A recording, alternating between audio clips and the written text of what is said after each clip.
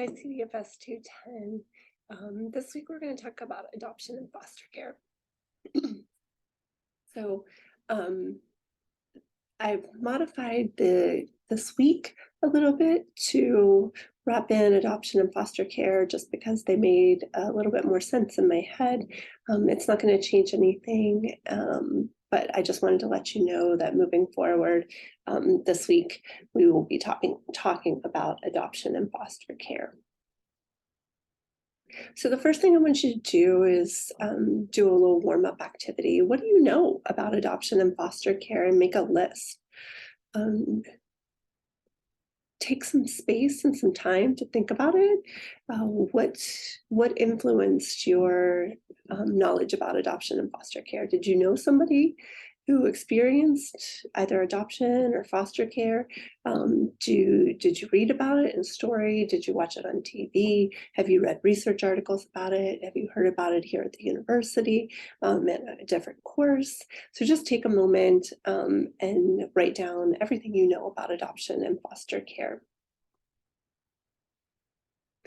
So in order to set the stage, I want to briefly tell you a little bit about my story. So I was adopted during this time. It was a few years ago. So adoption laws and adoption experiences were a little bit different.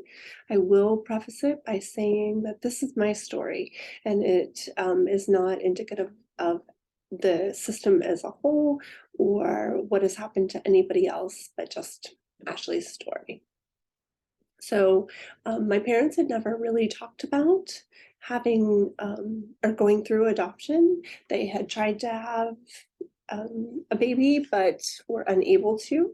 And so a doctor reached out to my dad, that happened to be a friend, and asked if he was interested in adopting a baby, and this baby was going to be born, in May, and just wanted to know if they were interested in talking about adoption. On the spot, my dad said yes. He went home that afternoon and proceeded to be mowing the lawn when my mom pulled up, and he said, "We're having a baby." And she said, "Don't you think I would know first that we were having a baby?" And then he shared that there was a baby that had come up for adoption. Again, they had not had this conversation before. They were not in the system or with an agency, but they just happened to know somebody. Again, this is not what happens now. It was a very different time, so just keep that in mind. Once they decided, they confirmed that they were going to move forward. They registered with an agency and hired a lawyer in order to ensure that all the paperwork was appropriate, that they went through the home visits and the questionnaires, and that they did everything legally at that time that was necessary. So my biological mom, I don't know anything about my biological dad, but my biological mom was a teen. She was 16. I have the utmost respect for her and her family, and I'm incredibly thankful that they supported her and provided great medical care for her during this time. And I was adopted 4 days later after birth. And so somebody picked me up from the county where I was born and drove me a few counties over, and, signed the paperwork with my parents, and I was theirs. My mom and dad always share that they told me the first night that I was home that I was adopted. And so throughout my life, they built up on that story, and they built up on that experience, right? So as a 4-day-old infant, they felt like they needed to tell me. And then throughout my life, we've had additional conversations about it. So that gives you a little bit of context about me and who I am. If you want to share your story, I would love to hear it. either adoption or foster care or actually anything about parenting. So again, I have office hours on Tuesdays from 12 to 1. So let's talk a little bit about adoption laws now in West Virginia. So adoption is someone other than a birth parent that is asking for legal rights for the child or the baby. You do this within the Circuit Court of West Virginia, and the Circuit Court judge makes that decision. This is not all of this West Virginia adoption law is not the same in every state. So if you are from a different state or you are considering adoption, you should look into the adoption laws within your state. So there are two types of adoption, a step-parent adoption, and it's when a partner of a birth parent just asks to adopt the birth parent's child, and a third-party adoption, and so that's any person outside of the step-parent that asks to adopt a child. West Virginia Code talks about anyone who may adopt a child, and so you can take a moment and look at this.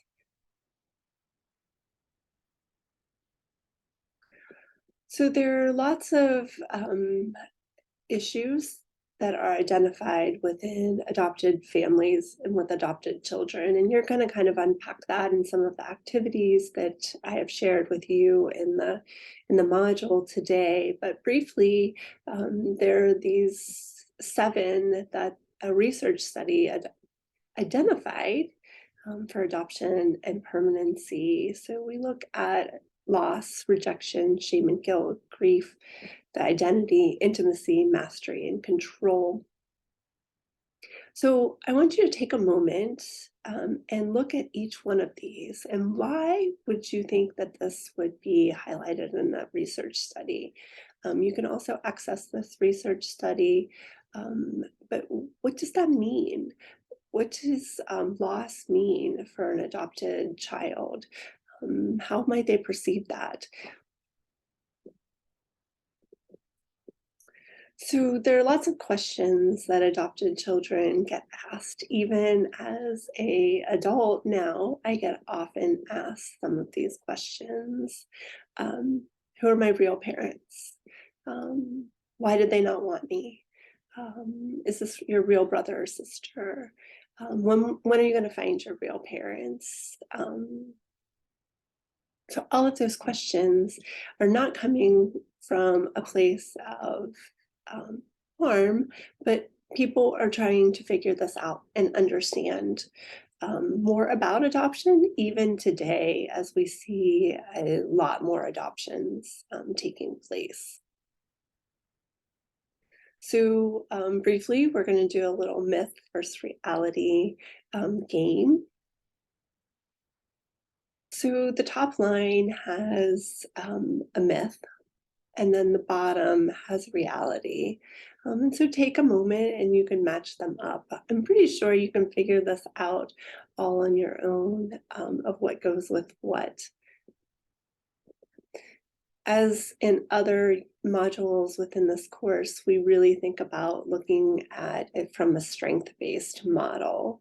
So instead of real parent, I talk about my birth parent. And then my adoptive parent is my parents. And so just kind of thinking about the language that we use and the implication that it has on the adopted child, the adoptee, the family that's adopting, and the biological family. So really framing that in a strengths-based model is important. So we're going to switch over a little bit into foster care. And sometimes foster care can move into an adoption situation. That is not always the case. We know that foster care is meant to be used as a temporary space and a safe space for a child to live, ideally, while the biological parents are figuring things out and able to stand on their own and have the child re-enter. Again, not always the case, but just a little bit of context. So in West Virginia, a foster parent must provide this, meet these requirements. So there are a variety of reasons why children are in foster care. Parents' drug abuse, inability to cope, physical abuse, neglect. And so I've included a quick PSA on that's called Suitcase for you to take a look at. So within those reasons, that children enter foster care, we need to unpack why is this happening and how can we support the families, support the community. If it's drug abuse as a community, how are we supporting the family and thinking about that? What resources do we have? So this statistic is a little bit old. It's 2015, but I think it gives you a pretty good breakdown of what this looks like in general. I provided a variety of different resources that are more up to date on the statistics around adoption and foster care, but this gives you a quick glimpse. Almost half and half are boys and girls.